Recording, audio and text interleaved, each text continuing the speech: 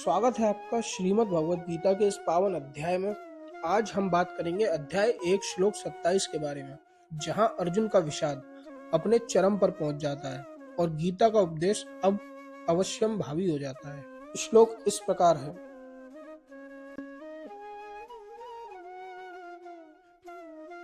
अपने सभी संबंधियों को युद्ध भूमि में आमने सामने खड़ा देखकर कुंती पुत्र अर्जुन गहरी करुणा से भर गए। उनका हृदय शोक से व्याकुल हो उठा। अब कल्पना कीजिए उस क्षण को जहां अर्जुन का रथ स्थिर है, चारों ओर युद्ध का शोर है, लेकिन अर्जुन का मन अब उस शोर को सुन नहीं पा रहा।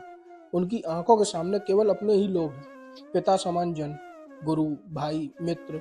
और तभी अर्जुन के भीतर करुणा उमड़ पड़ती है। वह योद्धा अर्जुन अब एक पुत्र बन गया, एक शिष्य बन गया है और एक मित्र बन गया है।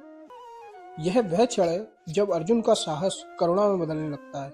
उनका मन भारी हो जाता है और हाथ शिथिल पड़ने लगते हैं और हृदय में उठता है एक प्रश्न, क्या अपने ही लोगों का वध करना धर्म हो सकता है? क्या यही कर्तव्य है? इस श्लोक से हमें एक गहरी सीख मिलती है कि जब अपने ही सामने हो तब निर्णय लेना सबसे कठिन हो जाता है।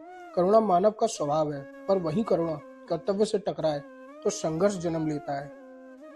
यही वह स्थिति होती है जहां मनुष्य को ईश्वर के मार्गदर्शन की सबसे अधिक आवश्यकता होती है।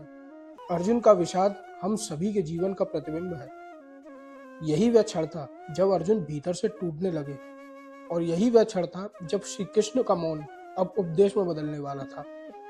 क्योंकि जब करुणा और कर्तव्य आमने सामने होते हैं तभी गीता का जन्म होता है। यही है भगवद गीता अध्याय 1 श्लोक 27। अगर आपको वीडियो पसंद आई हो तो लाइक करें, शेयर करें और हमारे चैनल को सब्सक्राइब करें। जल्द ही मिलते हैं अगले श्लोक के साथ।